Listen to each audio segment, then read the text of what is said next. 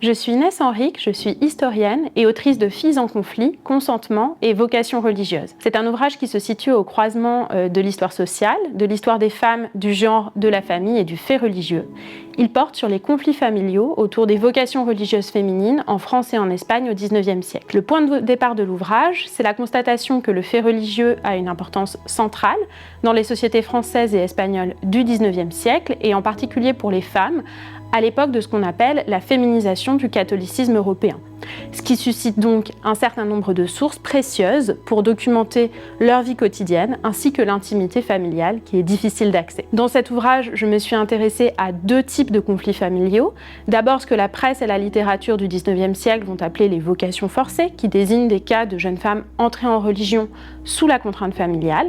Ces cas sont très discutés dans la presse, mais on en trouve finalement peu de traces dans les archives, au contraire de l'autre type de conflit qui sont les oppositions des parents à l'entrée en religion de leur fille.